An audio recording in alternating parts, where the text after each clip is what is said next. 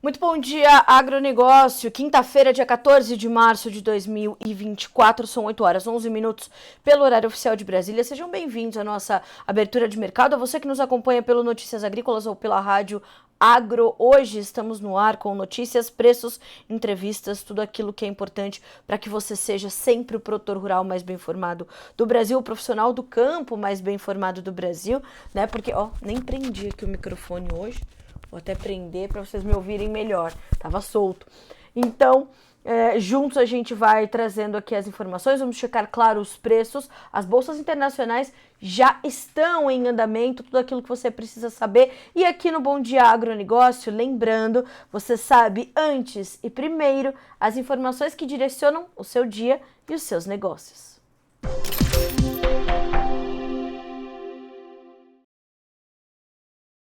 De mais nada, o mais importante é a gente checar essas bolsas que já estão em funcionamento desde a noite de ontem, saber como é que os mercados estão se comportando. A gente começa com a soja na Bolsa de Chicago, soja esta que busca se consolidar ali nos 12 dólares por bushel. Nós temos 0,3% de alta agora para o contrato maio, que vai a 12 dólares por bushel. Se a gente for nos contratos um pouquinho mais alongados, vamos ver que a gente já tem 12,15, por exemplo, no contrato julho. Importante esse movimento, algo que a gente vai tratar já com o Matheus Pereira, diretor da Pátria Agronegócios, aqui no nosso quadro de entrevistas no Bom Dia Agro. Pois bem, na sequência, nós temos ainda o milho subindo 0,1%, 4 dólares e 39, o trigo 5 dólares e 35, 1,3% de queda.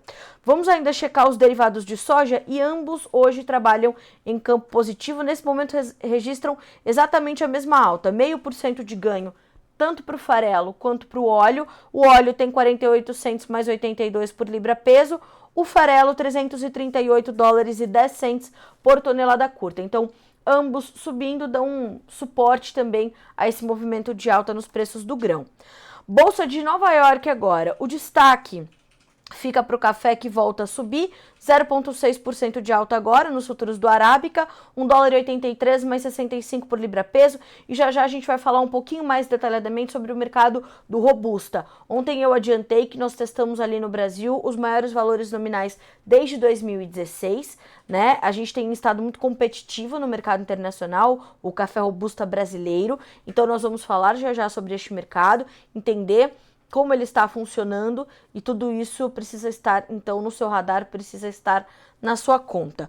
Pois bem, na sequência dos preços aqui em Nova York, lembrando que o Robusta é negociado em Londres, na sequência dos preços em Nova York, 21 centos mais 99 para o açúcar, no contrato mais negociado com alta de 0,3%, o algodão 94 centos mais 69 por libra e uma queda de 0,2%, e com o petróleo começamos a checar os demais grupos de commodities. Nós temos no WTI 80 dólares e 39 centavos por barril, 0,8% de ganho.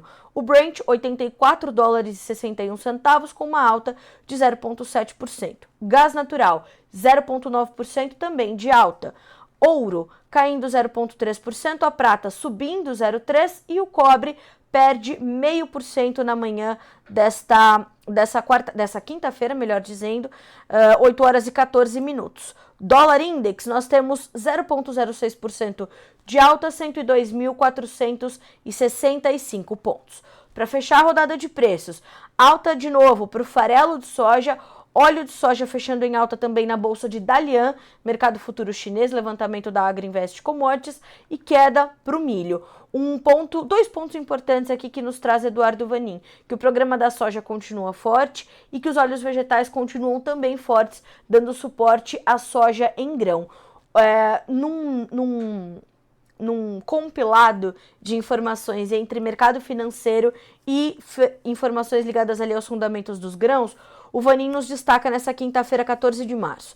Bolsas americanas em alta e China em leve queda. A IEA, que é a agência de energia dos Estados Unidos, fala em menor demanda por petróleo, ataques de drones ucranianos às refinarias russas continua, ouro caindo, petróleo subindo. Os Estados Unidos não acreditam em uma solução de curto prazo entre Israel e Hamas. Fretes marítimos continuam subindo, óleo de palma continua subindo, estoques na Malásia recuam novamente, futuros na Bolsa de Chicago em alta, em Dalian alta para o farelo de soja e para os óleos, margens de esmagamento na China voltam a ficar negativas, vendas de farelo na China voltaram a perder força, onda de calor no Brasil e no Paraguai puxando os futuros do milho na B3. Ontem o mercado até começou um pouco mais lento o dia, né? O milho na B3 testou uma realização de lucros depois das altas de segunda e terça, mas voltou a subir e fechou com mais de 1% de alta. Excesso de chuva na Argentina, também em foco, a gente já vai falar sobre isso também. A você que nos acompanha pelo Notícias Agrícolas ou pela rádio Agro Hoje, participe. O Bom Dia Agronegócio é um programa feito pela nossa audiência e para a nossa audiência. Então, juntos nós vamos construindo a edição deste 14 de março. Vá trazendo perguntas, relatos, questionamentos, críticas, sugestões, as suas opiniões. O importante é a gente saber como é que você está vivendo esse momento do agro. E mais do que isso, você pode mandar os seus relatos, né, mandar os seus vídeos para nós, mandar pelo nosso WhatsApp, 19 997670241, ou se for mais fácil para você, se você já estiver nos assistindo, use o seu celular, faça a leitura desse QR Code que aparece na sua tela e mande já o seu relato para nós. O importante é que, além deste vídeo, você também nos mande nome, sobrenome, cidade e estado, para que a gente possa identificar ali aquela situação que você está relatando. Mas vá mandando os seus vídeos, tem uma equipe pronta aqui no nosso WhatsApp para receber essas informações, acolher o seu relato e a gente trazê-lo aqui no nosso intervalo, ali no momento do Fala Produtor. E não se esqueça, no segundo bloco estará conosco Matheus Pereira, diretor da Pátria Agronegócios. Você pode ir se adiantando e fazendo as suas perguntas para ele sobre soja, sobre milho, a soja buscando esses $12 e buscando se consolidar. Então, vá se adiantando e já vá deixando aqui as suas perguntas para o Matheus. Mas antes disso, nós vamos ver o que é manchete nessa quinta-feira. Vamos às nossas notícias da manhã.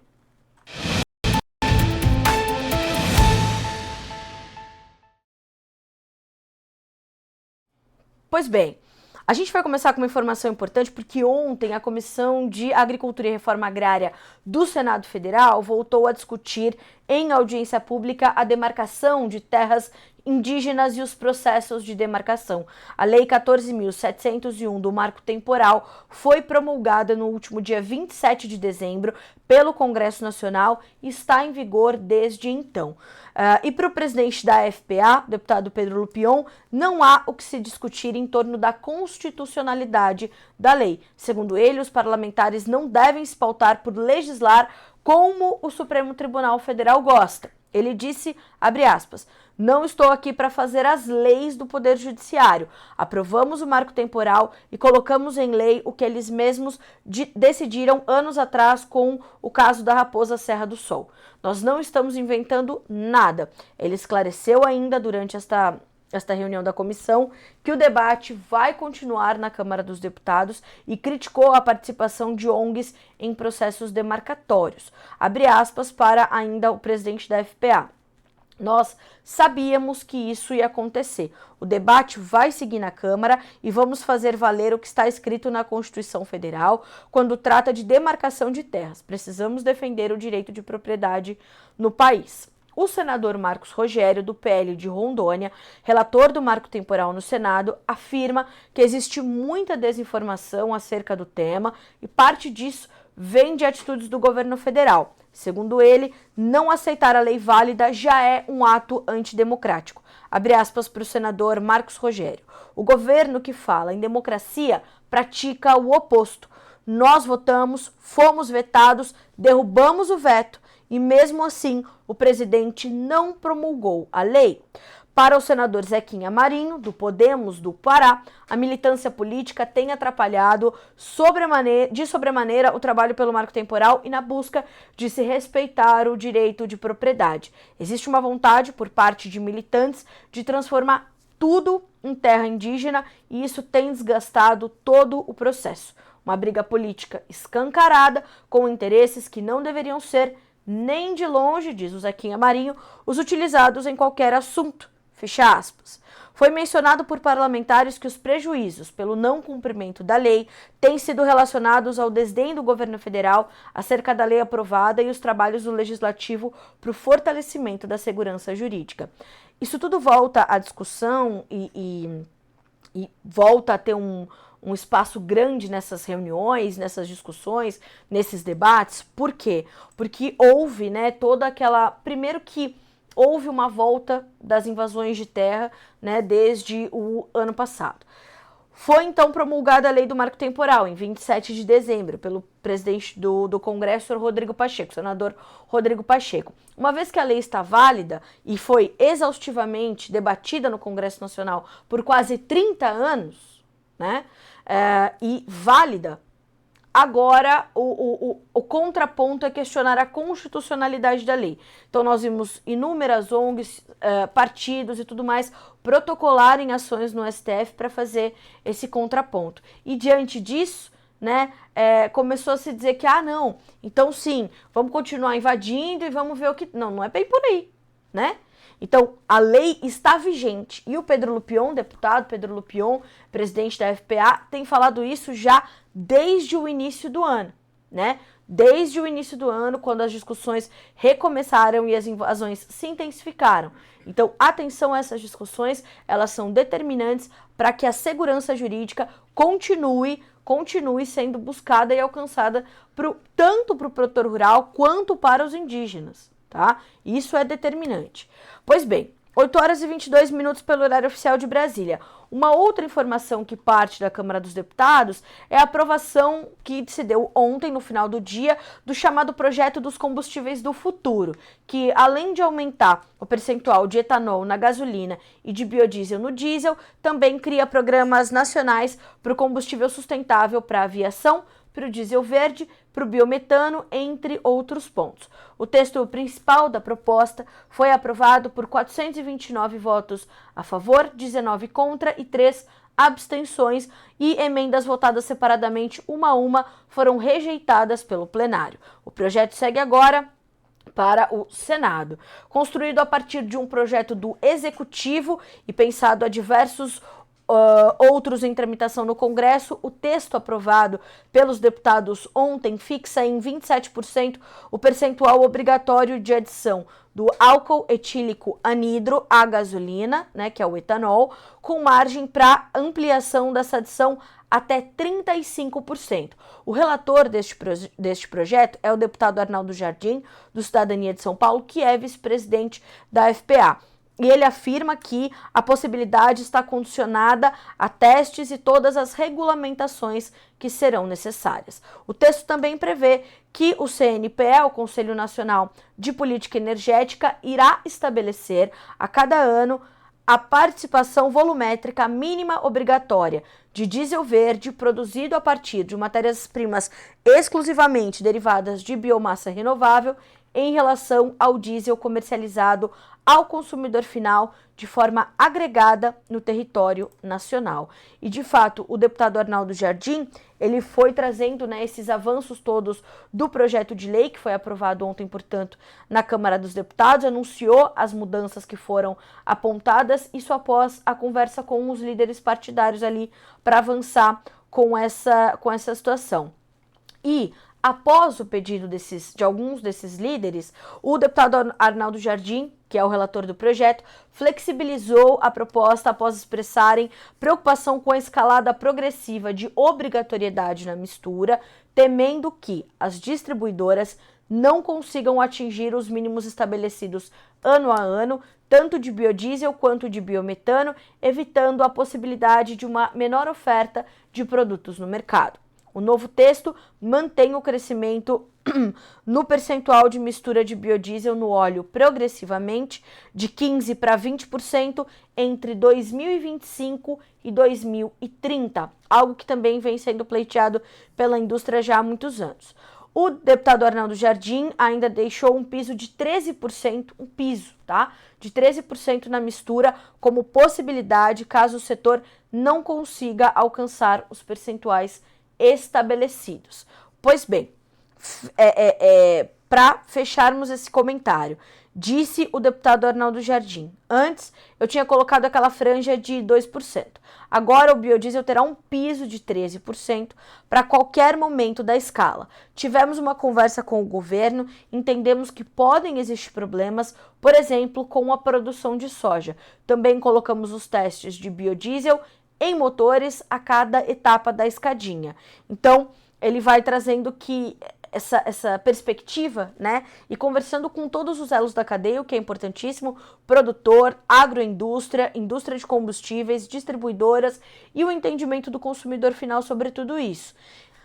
O que isso traz de mais importante para todos esses elos? Previsibilidade. Quando você tem como o deputado Arnaldo Jardim falou, essa franja para trabalhar, esse intervalo de percentuais, pisos bem estabelecidos, metas de médio prazo, você consegue dar previsibilidade ao produtor que vai entregar a oferta para se fazer a matéria-prima para se fazer esses biocombustíveis, você traz previsibilidade à indústria e você traz previsibilidade às distribuidoras. E para o consumidor final, você traz alternativas testadas, regulamentadas, com resultados mantidos, e isso é importante. Por isso, o nome de combustíveis do futuro. De novo, o Brasil na vanguarda da transição energética, na vanguarda da sustentabilidade, olhando para esse quadro com outro viés. Né? Diferente do que a gente viu acontecer na Europa, por exemplo, no ano passado, no ano retrasado, numa tentativa frustrada de promover uma transição energética, tiveram de reativar minas de carvão, usar lenha, uma loucura. Então, Brasil na vanguarda da transição energética, com segurança, né, e com previsibilidade, o que é mais importante. 8 horas e 27 minutos pelo horário oficial de Brasília. Na sequência das nossas manchetes dessa quinta-feira, falei que íamos destacar aqui o papel do café robusta. Bom, 2 importantes fornecedores globais desta variedade de café têm tido problemas por conta do clima adverso afetando a sua produção, Indonésia e Vietnã. E com isso, né, o Vietnã sendo o maior produtor e exportador mundial de robusta, nós temos visto esses 2 países comprando cada vez mais café robusta do Brasil. Uma informação levantada ontem pela Virgínia Alves mostra que os preços do robusta dispararam. Vietnã e Indonésia, primeiro e terceiro maior produtores deste café no mundo, participam, portanto, menos deste mercado. Os 2 países têm a produção afetada em decorrência das condições climáticas adversas e escolhem participar do mercado a passos lentos, comprando bastante conilon do Brasil. O país exportou mais de 1 milhão de sacas no mês passado, o que significa um incremento de 534% no período, em relação ao mesmo número do ano anterior. De acordo com os dados mais recentes do Secafé, as 2 origens avançaram de forma significativa com a importação de cafés do Brasil nos 2 primeiros meses deste ano de 2024, em comparação com o mesmo período do ano passado. A Indonésia, por exemplo, comprou 415% a mais de cafés do Brasil no período, com a aquisição de mais de 36 mil sacas. Em 2023, comprou pouco mais de 7.132. Então, uma disparada de fato nas compras. No caso do Vietnã, o volume saltou de 13,9 para 17,7 mil sacas de café, o que representa uma alta no período de 26,3%. Segundo o analista e diretor da Faros Consultoria, o Haroldo Bonfá, o Brasil foi e continuará mais competitivo do que as demais origens produtoras de robusta, podendo inclusive atrair mais vendas para esses países. Ele disse, abre aspas, continuaremos competitivos até a entrada da nova safra da Indonésia, que começa a ser colhida agora, entre abril e maio, e também vamos depender da perspectiva da nova safra vietnamita, 24-25, que será colhida entre outubro e janeiro do ano que vem. Outro fator importante, segundo o Haroldo, é a chance de um novo Laninha levar mais chuvas para o Vietnã. Diferente do Brasil, o fenômeno climático pode levar mais chuva para o país e ajudar no desenvolvimento de uma safra mais positiva. Percebam que o cenário do Robusta é um cenário hoje muito consistente, é um cenário de força, inclusive de sustentação para os preços do café arábica. Esta análise foi feita ontem por Marcos Magalhães, analista do mercado cafeeiro, e ele trouxe essa sinalização, né, desses problemas se confirmando, os estresses não só climáticos, mas as condições geopolíticas ainda muito confusas, as questões logísticas pesando, tudo isso trazendo o Robusta como o maior pilar de sustentação para os preços do Arábica, né? Então, o diretor executivo da MM Cafés trouxe essa análise, vale a pena você revisitar esta entrevista feita pela Virgínia Alves aqui no Notícias Agrícolas e trazer, né, para o seu entendimento como é que o mercado do café Robusta está impactando no Arábica, como o Arábica vai impactar no Robusta e entender que a nossa competitividade neste mercado, ela segue muito forte, Todas essas perdas que nós tivemos na Indonésia e no Vietnã atraíram muitas compras aqui para o Brasil, não só dessas duas origens exportadoras também completamente importantes, primeiro e terceiro maiores exportadores de Robusta, mundo afora, mas pensando que eles, vêm comprar no Brasil e dois, nós temos uma parcela maior do mercado para alcançar, né, com esses dois vendedores fora do mercado ou entregando menos oferta a estes mercados. Então, olhar para isso vai ser importante, principalmente para a condição das próximas safras, tanto da Indonésia quanto do Vietnã. E lembrando, os preços do Robusta atingiram os maiores valores nominais desde 2016 no Brasil. Ontem o CPEA trouxe essa informação e trouxe detalhada, e tudo isso já está disponível para você aqui no Notícias Agrícolas. Bom, nós temos falado desde o início da semana sobre as novas habilitações de 38 frigoríficos numa rodada só de habilitações pela China, né, de frigoríficos brasileiros. Então isso trouxe um combustível importante para a demanda, para os preços do boi gordo, para os preços da carne, e a gente buscando também uma parcela maior deste mercado, né? A notícia foi do início da semana.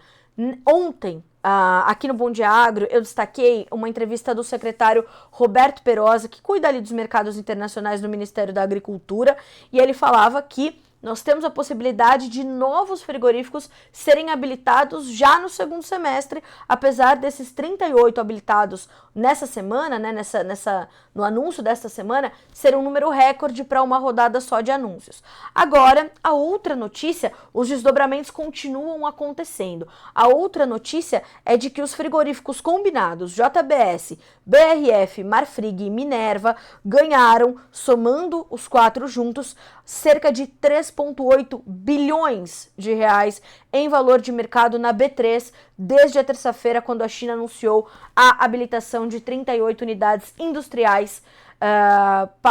na verdade, 34 unidades industriais e 4 entrepostos para exportação de carnes para o seu mercado. Uma loucura. De acordo com um levantamento do Valor Data, a JBS sozinha ganhou 2,6 bilhões em valor de mercado no período. A companhia teve 10 plantas aprovadas pelos chineses, além de outras 2 de sua controladora Seara. Na sequência, a BRF aparece com um saldo positivo de 639,3 milhões de reais em 2 dias de negociações da Bolsa. A empresa já havia ganhado 689,8 milhões na data em que as aprovações da China foram divulgadas, mas perdeu 50 milhões e meio no pregão de ontem. A Marfrig somou ganhos de 382 milhões de reais, a Minerva 133,6 milhões. Então, o movimento da China, naturalmente, foi visto com ótimos olhos pelos investidores. Os analistas, no entanto, divergem sobre as empresas listadas que serão mais ou menos beneficiadas. O Citi, né, o Citibank, trouxe um relatório apontando que a grande vencedora da rodada, na opinião do Citi, foi a JBS, que mais que dobrou seu potencial de exportação de carne bovina para a China. Já o analista do Itaú BBA, Gustavo Troiano, afirma que o segmento de carne bovina da JBS, que foi o mais beneficiado pelos chineses nessa rodada aí de recorde de habilitações, representa apenas 13% da estimativa do banco para o lucro antes de juros, impostos, depreciação e amortização da JBS em 24. Portanto, o Itaú o Itaú BBA espera um impacto limitado dessas informações. E ontem, também uma informação importante para este mercado é que, segundo o Felipe Fabbri, analista de mercado da Scott Consultoria, apontou que essas novas habilitações de frigoríficos podem levar ao fim do ágio para o boi exportado para a China, né? Segundo ele, o boi com perfil China se tornaria referência para as compras e o boi comum poderia sofrer um deságio, portanto.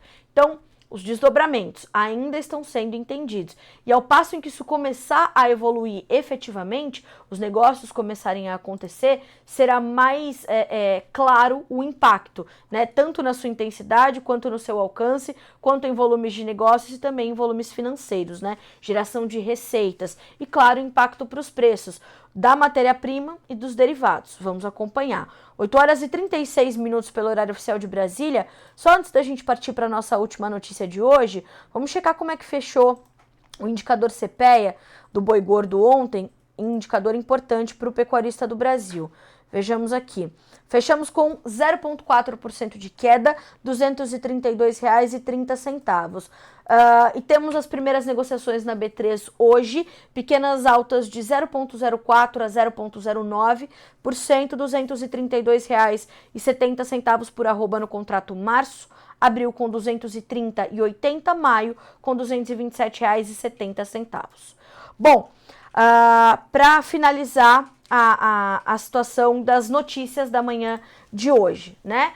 Segundo o jornal La Nación, o jornal argentino La Nación, as vendas de soja no país, na Argentina, estão nos seus menores níveis em quase 10 anos, certo? Então, enquanto as chuvas muito intensas por lá começam a atrasar as primeiras colheitas de milho, nós temos ali o excesso de chuvas também comprometendo um pouquinho a soja que foi plantada mais cedo, favorecendo a soja plantada um pouco mais tarde e a safra ainda por se definir, a comercialização não só da soja, mas também do milho está bastante lenta na Argentina e registram os seus menores níveis, né, atrasos muito importantes, consideráveis, e registram seus menores níveis, portanto, em quase 10 anos. Segundo os dados do Ministério da Agricultura argentino, não só as vendas para exportação, mas as aquisições pela indústria processadora, que é a maior demandante da soja em grão da Argentina, e a Argentina, portanto, se classifica, né, até a última safra, como a maior exportadora global de farelo e de óleo.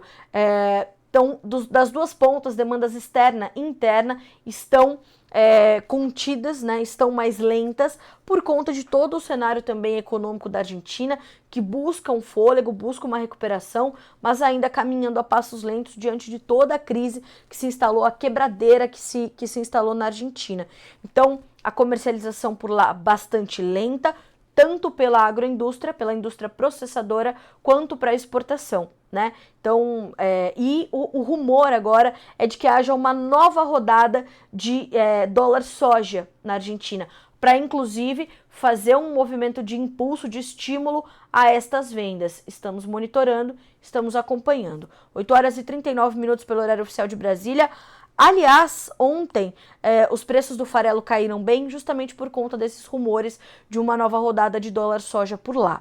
Bom, são 8 horas e 39 minutos pelo horário oficial de Brasília. A gente faz um rápido intervalo, a você que nos acompanha aqui pelo Notícias Agrícolas ou pela Rádio Agro Hoje. Na sequência, a gente volta com o Matheus Pereira, diretor da Pátria Agronegócios, aqui no nosso Bom Dia Agronegócio. É um instante só, a gente volta já.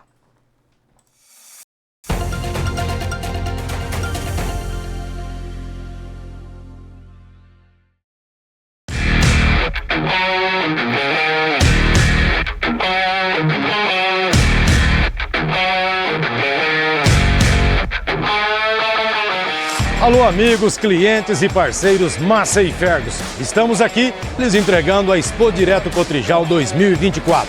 Que honra tê-los em nossa presença aqui neste grande stand que se tornou a sua casa aqui na Expo Direto Cotrijal 2024. Foi muito bacana tê-lo conosco. Aqui você pôde conhecer os lançamentos que a Massa e Ferguson apresenta para este ano no mercado nacional. Massey Ferguson trouxe as colheitadeiras híbridas Heavy Duty e também os pulverizadores Heavy Duty. E já fica combinado o seguinte: no ano de 2025, tudo pronto, tudo certo, e nós estaremos aqui, te esperando na sua casa na Expo Direto Cotrijal 2025. Para maceiros e maceiras de coração, lhe aguardamos na sua casa, Massey Ferguson!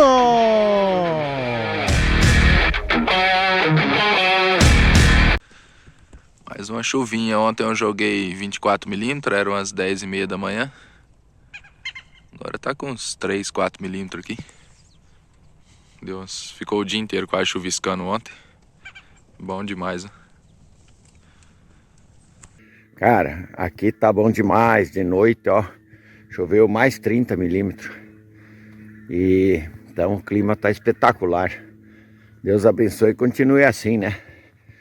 Tamo contente, né? Porque terminemos as colheitas e tudo, e agora é só cuidar os milhos, os tratos culturais aí.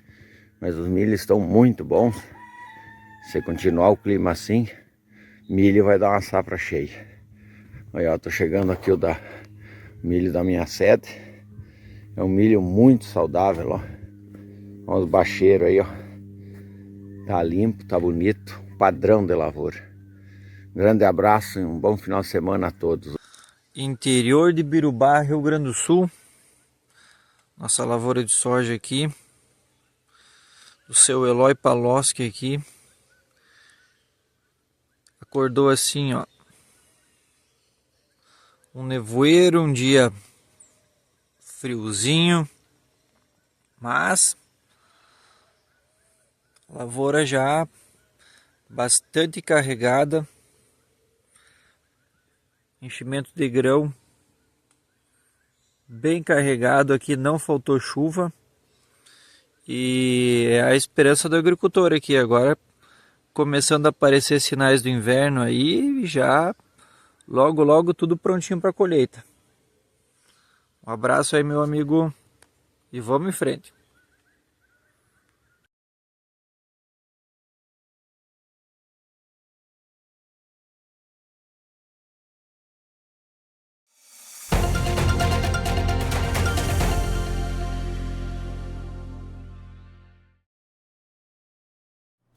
E de volta com o Bom Dia Agronegócio desta quinta-feira, 8h43 pelo horário oficial de Brasília.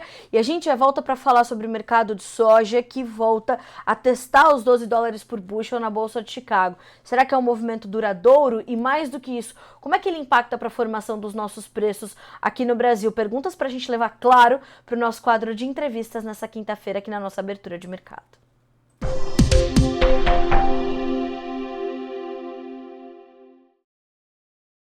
Perguntas para a gente fazer para Matheus Pereira, diretor da Pátria Agronegócios, já que hoje é quinta-feira e quinta-feira é dia de Quinta com a Pátria aqui no Bom Dia. Seja bem-vindo, meu amigo, é sempre um prazer recebê-lo, sempre bom ter as suas informações e de novo, hein, a audiência tá chegando antes de ti para te esperar.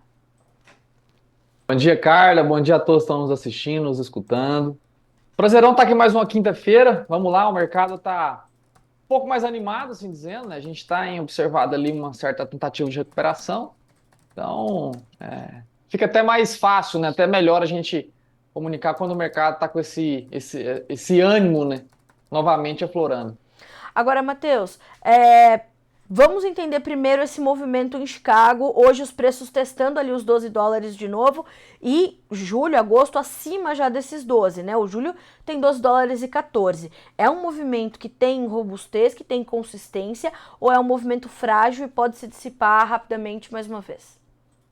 Tem sim o suporte, tem consistência, Carla. A gente vê que o mercado vem se readequando, né? Após tanto exagero nas quedas, né?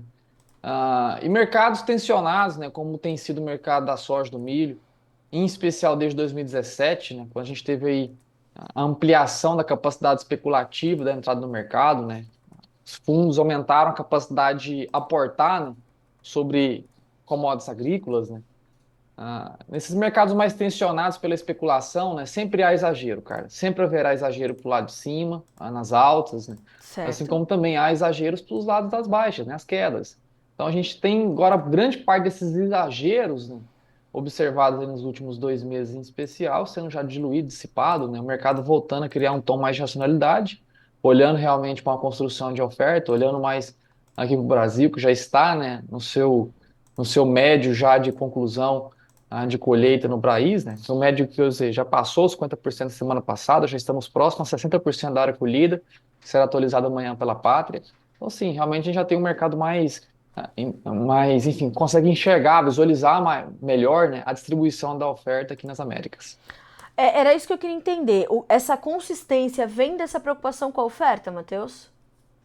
Sim, cara, assim, vale lembrar que a preocupação do mercado, os exageros, né, observados nas últimas semanas e meses, eles não vieram exclusivamente pela oferta. A gente teve todo aquele embate que continua ainda sendo uma tônica dentro do mercado, né, que entre as estimativas da safra brasileira, que até hoje, né, existem órgãos oficiais, como a Biov, falando em safra brasileira de 154, temos o USDA em 155, temos a Conab, né, trazendo números bem mais realísticos, né, para a safra brasileira, né, Sim, ajustando metodologia, olhando realmente para dentro do campo, esquecendo de não esquecendo, mas deixando de lado só o papel e teoria, né? Olhando sim. realmente prática, né? E levantamento. Então, existe ainda, tá, Carla, essa grande diferenciação, essa grande dificuldade, tá, Carla, do mercado entender a realidade da safra brasileira. A gente vê até alguns, né, querendo construir uma retórica distorcida, né, como sempre fazem, né, que pouco entendem talvez sobre a base fundamental do mercado, falando que isso não tem nada a ver, que o mercado já entende que a safra brasileira é X, é assada, é isso, é aquilo. Tem que ter muito cuidado, né? A gente tem hoje, né? A gente tem a maior diferenciação para o relatório de março entre Conab e o USDA. A gente tem a maior distanciamento de estimativas da história da safra brasileira. Certo. Nunca se teve tanta divergência quanto se tem hoje nas estimativas atualizadas tanto do USDA comparado com a Conab. Nunca houve tanta divergência. Então, para esse relatório de março. Então, a gente tem sim o mercado ainda vivendo algo sem precedentes. Tá? Então, por isso que é difícil a gente ser taxativo e falar, pô, já esqueceu isso, já não tem mais precificação. Enfim, isso é uma retórica que ainda carece o mercado de entendimento, carece essa conscientização sobre o que acontece no Brasil, que é uma safra deficitária.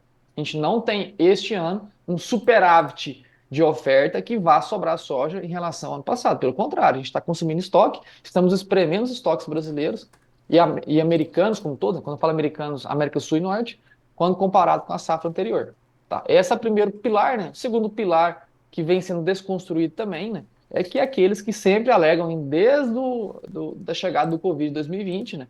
Vem alegando anualmente que a China vai retrair as compras, vai desacelerar a demanda.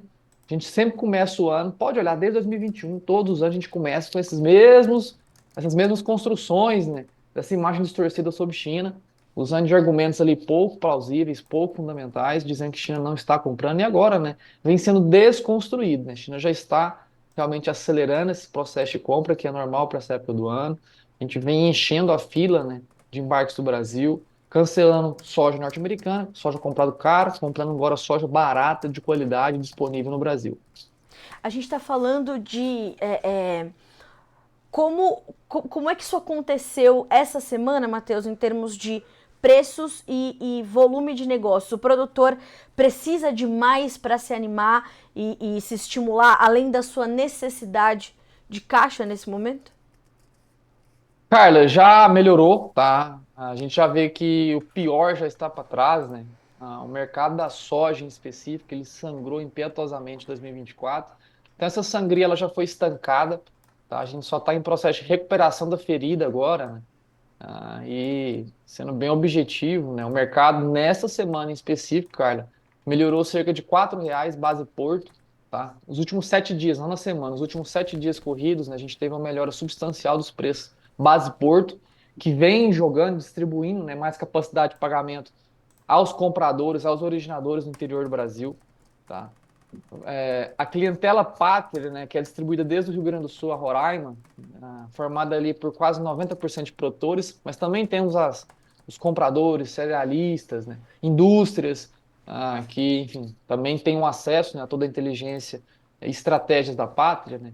Essa parte compradora nos indicam que existe muita dificuldade na originação. Tá? Nessa época do ano também, em exceção, há alguns poucos anos no passado, onde as quebras foram de fato catastróficas, né, a nível nacional. A gente nunca alegou uma catástrofe produtiva a nível nacional, apenas uma redução drástica de produção, né? Então, teve anos no passado onde as quebras foram sim catastróficas, generalizadas, todas as regiões do Brasil sofrendo com perdas produtivas, que a dificuldade da originação, né, foi semelhante ao que se vive hoje. Temos sim casos catastróficos nesse ano, casos confinados em algumas macro-regiões dentro do Mato Grosso, dentro do estado do Rondônia, dentro do próprio estado de Goiás, Mato Grosso do Sul, São Paulo, Paraná, tá? São regiões ali que estão sofrendo, né, em algumas macro-regiões dentro dos estados por, enfim, eventos catastróficos, né? Sim. Expectativa de produtividade de 60, 65, 70, 80, 90 sacos, como foi ali no auge do ano passado, deixando colher nos 15, 20, 25, 30 sacas por hectare. Realmente, assim, uma redução catastrófica, né, para aqueles que estão se sofrendo com tal feito. Mas, só, enfim, dizendo que o mercado ele tá se readequando, a originação está complicada realmente para o comprador, o que faz, né, forçar o preço a criar essa base de sustentação ao interior do Brasil.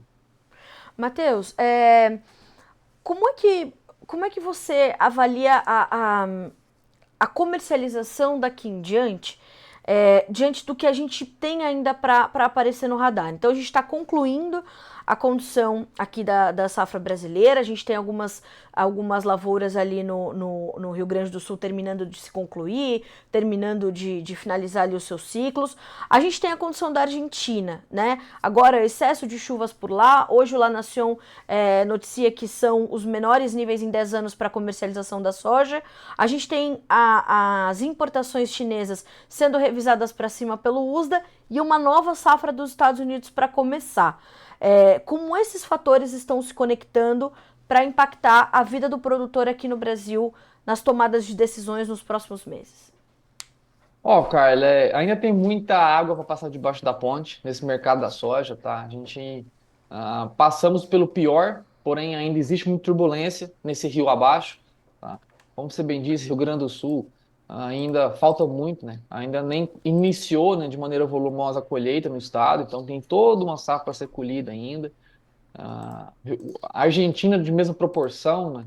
A Argentina que tem ali, vem sofrendo um cenário semelhante ao Brasil em termos de comercialização, né? Os baixos preços, né, formados hoje de venda da soja e do milho no Brasil, e assim como dentro da Argentina, né, acabam não trazendo a remuneração, né, alvo ou desejada, almejada, ao produtor que fez compras no ano passado a preços de insumos um pouco bem mais caros do que são exercidos hoje.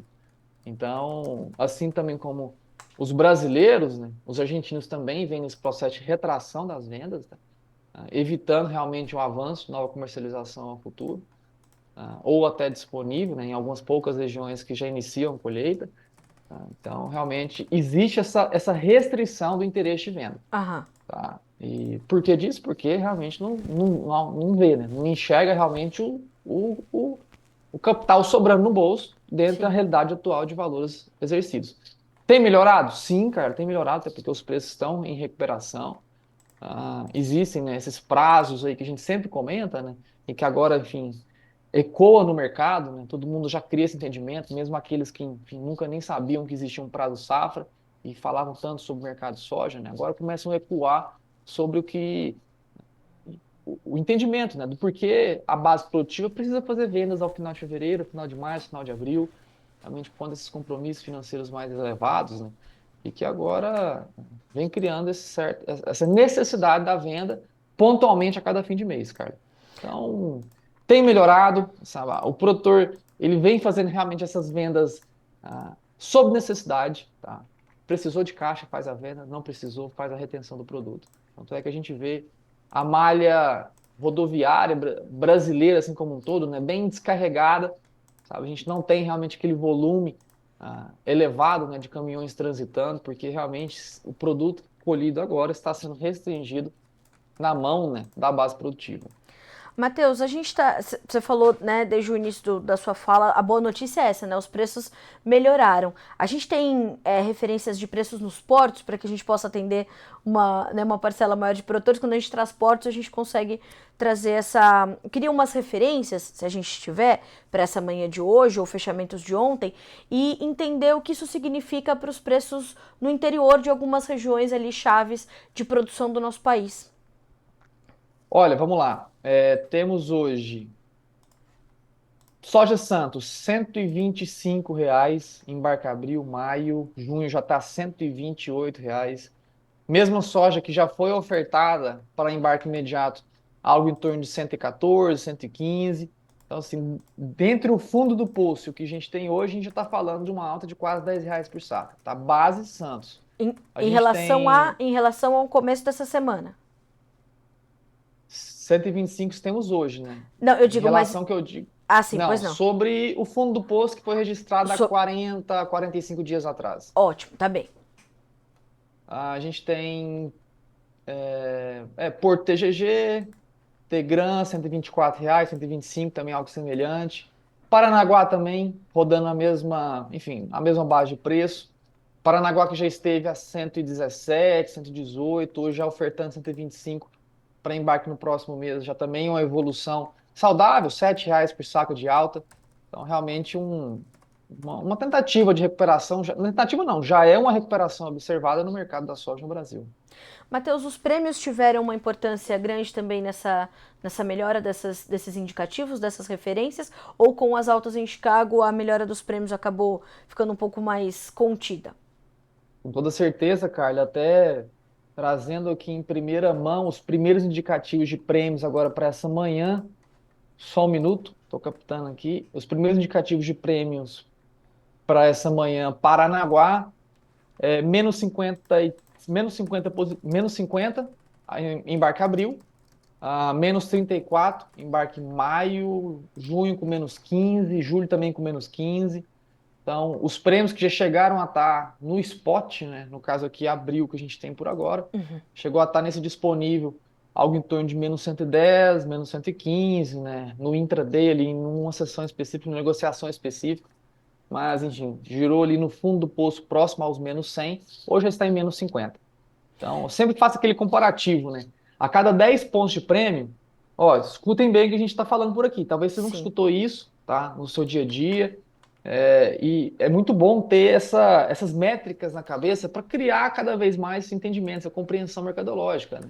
Até para ficar contrapondo, talvez, algumas visões distorcidas sobre o que a gente enxerga no mercado. Então, para cada 10 pontos de prêmio, hoje, sobre a realidade de hoje no Brasil, de $1 próximo a R$ 5, cada 10 pontos de prêmio equivale a R$ 1,10 por saca de soja. Então, se a gente fala que só os prêmios saíram lá do spot disponível de menos 100 para menos 50, a gente está falando de 50 pontos, que é o equivalente a R$ 5,50 por saca de reajuste, né, de melhora na precificação da soja, base Porto no Brasil, que enfim, é preço também distribuído para o interior do país, né? Então, cada 10 pontos de prêmio que melhora ou piora é uma variação de R$ 1,10 na saca da soja, quando o dólar está próximo aos R$ 5 aqui no Brasil. Então, sim, o prêmio foi um grande responsável, viu, Carla? Informação valiosíssima. Matheus, vamos falar com a nossa audiência, né? Como eu falei, o pessoal chega antes de você aqui querendo ouvir suas respostas. Ó, eu vou começar pela pergunta do André Bezerra, de Mato Grosso do Sul. Ele diz o seguinte: quais as preocupações em relação ao clima na próxima semana? O que você destacaria, Matheus? Olha, preocupação agora ainda. Falam-se ainda muito sobre o mercado do milho segunda safra, com toda certeza. É o que a gente tem de mais crucial, né, em relação ao clima Brasil hoje, é o que? A formação do milho segunda safra em campo. Porém, ainda existe muita soja em estágio de reprodução final, pré-maturação, soja em R5, R6, R7, soja formando vagem, enchendo grão, que precisa de água nos próximos dias e semanas. Muita soja. Algo em torno de 25% a 30% da soja brasileira ainda precisa de um clima, né, agradável, satisfatório, nessas próximas 2 a 3 semanas para concluir o ciclo safra de maneira saudável. Então, o que a gente tem no atual momento, né, de previsões climáticas? Existe sim uma massa de ar quente de alta pressão na região do centro-sul brasileiro, que impede a formação das chuvas para o sudoeste goiano, toda a região centro-sul do Mato Grosso, todo o Mato Grosso do Sul, toda a região centro e norte do estado de São Paulo, assim como o noroeste do estado do, do, do Paraná, perdão. Então a gente Certo. tem ali algo em torno, vamos dizer assim, de maneira generalista, cara, a gente está falando ainda de um terço da safra brasileira de soja nessas regiões produtoras, né? E estamos falando ali quase que 60 a 70% do milho segunda safra nessas regiões citadas, que passam Exatamente. por temperaturas mais quentes e ausência, né, de chuvas recorrentes para os próximos 10 dias. Muita preocupação ainda pela frente, cara. Eu acho que dessa forma a gente consegue começar a responder o Samuel Aguiar, que pergunta: Matheus, muitas divergências sobre milho B3 setembro. E aí, para cima ou para baixo? Ontem os preços começaram o dia realizando lucros, voltaram a subir, fecharam com boas altas, né? Sim, sim, ó, e sendo bem objetivo, Samuel Guiar, a gente teve milho B3, né, tendo toda aquela montanha russa, né, emocional que foi observada nas últimas semanas e meses, que foi precificado, em especial, começou com aquele movimento, né, de euforia, aquela euforia, né, criando otimismo diante de uma safra de soja atrasada, que por consequência teórica, né, atrasaria também o plantio do milho, fecharia a janela, perfeito. Tivemos aquele primeiro momento ao fim do ano passado que o milho na B3 criou, né, essa euforia otimista, justificando alta, alta, alta após semana. Chegando janeiro, né, a gente teve tanto a paridade de exportação brasileira, né, milho no exterior caindo agressivamente, o que acabou dificultando, né, a manutenção dos preços aqui no Brasil. Não só isso, a gente teve a colheita da soja brasileira de maneira, enfim, contra-intuitiva, começando mais cedo do que esperado. Por quê? Chuva, faltou chuva, seca e calor antecipou grande parte da soja em campo, né? Foi aqueles relatos catastróficos que a gente observou dentro do Mato Grosso, dentro do Paraná, aonde grande parte da soja em processo de colheita estava, enfim, resultando em produtividades decepcionantes, assim, chega de se entristecer qualquer produtor rural, né, que escuta, né, relatos de produtividade de 15, 20 sacos por hectare. E aí, com a antecipação do ciclo da soja, iniciou também, de maneira mais antecipada, o plantio do milho segunda safra. Então, a euforia do otimismo foi tomado banho de água fria no começo deste ano. O mercado veio, então, em contração e retração até a última semana e, desde então, começa a Sim. empilhar novamente. O mercado começa, mais uma vez no Brasil, a enxergar que, primeiro, a safra total de milho, segunda safra no Brasil, safrinha, né? Ela não teve a capacidade de ser semeada nem sequer perto da mesma área que foi semeada no ano passado. Sim. A Pátria estima que houve uma redução de 9% de área do milho segunda safra no Brasil. Então, 9% de área a menos, né? Ela já cria um teto produtivo reduzido de quase 10 milhões de toneladas a menos de milho segunda safra que podem ser retirados dos campos do Brasil sobre um cenário ideal de clima. Então, se o clima for ideal, por área em contração de 9%, a gente tem também uma oferta de milho reduzindo 9% sobre um cenário hipoteticamente ideal de clima. A gente tem agora a climatologia não favorecendo cerca de 70% da área cultivada com milho segunda safra, citado aí centro-sul do Mato Grosso, sudoeste goiano, todo o estado do Mato Grosso do Sul, centro-norte do estado de São Paulo, noroeste do estado do Paraná. São regiões responsáveis por entre 60% a 70% da área nacional do milho segunda safra, que passam por temperaturas mais quentes que o normal, falta de chuvas. Então, realmente, o mercado B3, né, mercado financeiro também especulativo, na nossa percepção, começa a enxergar uma desconstrução da oferta contraindo, que justifica, né, essa contínua alta aos preços do milho na B3. Respondendo aí ao amigo Samuel Aguiar, né, se eu não estou enganado, Samuel? Isso. Exatamente. Isso mesmo. Matheus, infelizmente o nosso tempo está se esgotando, mas eu quero te fazer a pergunta do Caio Vêncio, que acho que é uma pergunta pertinente para esse momento. Ele quer saber de ti se os fundos ainda estão muito vendidos. Objetivo, sim, tá, Caio? Estão muito vendidos, tanto se somados soja e milho, fundos em Chicago, eles permanecem no maior volume líquido de vendas da história da soja e milho somados da Bolsa de Chicago. Tivemos ali picos maiores, né, volume de vendas um pouco maiores nas últimas 2 semanas. 2 semanas atrás foi o recorde. Foi diluído de maneira pouco significante, porém ainda, né, a somatória, o acumulado, né, de vendas totais desses fundos de gestão ativa, fundos especuladores, somados soja e milho, estão aí nos maiores patamares de vendas líquidas da história da Bolsa de Chicago. Então, sim, fundos estão ainda super vendidos, né? O que cria nessa percepção de reversão. Uma reversão das vendas é adição de compra. Então, realmente, como eu já disse lá no começo, os exageros sempre existem, tanto para o lado positivo quanto para o lado negativo. 2 anos atrás, passamos aquele exagero no mercado, no campo positivo, né? Preços recordes do milho, preços recordes da soja, no mundo inteiro. Então, realmente tivemos aquela grande euforia que logo, logo ela foi diluída. Mesma coisa a gente vive por agora. A gente teve a grande euforia das quedas, né? Pressionou o mercado, retraiu soja e milho no mundo inteiro, porém agora vem também nesse processo gradual de diluição desse movimento exagerado nas quedas, né? O mercado vem nesse processo de construção das altas, né? Tanto lá em Chicago, quanto também nós enxergamos aqui no milho B3. Ô, Matheus, eu falei que era a última, mas não vou deixar de fazer a pergunta do Murilo Pires, porque antes de fazer a pergunta, ele trouxe lá em cima assim, ó, bom dia, Carla e Matheus, os melhores. Aí nós vamos deixar o homem sem resposta, né? Esse aí tem voz, esse aí tem voz. Então, vamos fazer a pergunta. Obrigado, viu, Murilo? Brincadeira. Matheus, movimento em 30 de abril, mesmo com essa pouca oferta de soja, onde os sojicultores, muitos armazenando e com intenção de esperar entre safra, ainda pode pressionar o preço para baixo? Olha, brincadeira à parte, pessoal, independente se está aqui para elogiar ou não, Verdade. voz vai ter todos, né? A gente está aqui para discutir, para bater papo mesmo, e sendo bem objetivo, viu, Murilão? 30 do 4 gera pressão, sim, tá? Só que não, na nossa percepção, como eu já disse, o pior já está para trás. A sangria do mercado já foi solucionada, a gente está naquele processo de cura da ferida. O que causa, né, esses prazos agora 30 do 3, 30 do 4 é o quê? A incapacidade das altas serem um pouco mais vertiginosas, tá? Então, o que atrapalha realmente é pôr um peso em cima do caminhão. O caminhão está subindo a serra.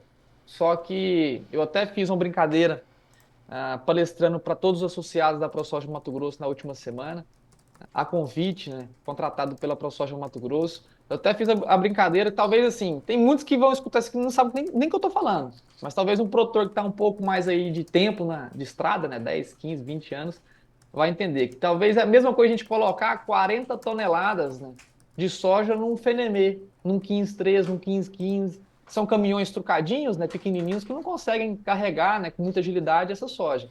É a mesma coisa, tá? O mercado está subindo, está tentando subir a serra, porém, esses prazos 30 do 3, 30 do 4, eles acabam dificultando, né, com que você ganhe agilidade, ganhe tração, né? Então o mercado acaba ficando pesado, né, e subindo de maneira um pouco mais gradativa, viu, Murilo? Olha, Matheus, quero muito te agradecer pela gentileza de sempre de atender a nossa audiência. Como eu falei, né, eles esperam chegar quinta-feira para conversar contigo, para ter a sua perspectiva. Então, obrigada mais uma vez. Semana que vem estamos juntos novamente, meu amigo. Um bom restinho de semana para ti, para todo o timaço da Pátria, que você sabe que é minha família também, eu sempre digo isso. Então, obrigada mais uma vez. A gente se fala semana que vem. Até mais. Tamo juntos, Carla. Um grande abraço a ti e a todos que estão nos assistindo. Até logo. Um abraço, meu amigo. Até logo. Senhoras e senhores, conosco Matheus Pereira, diretor da Pátria Agronegócios.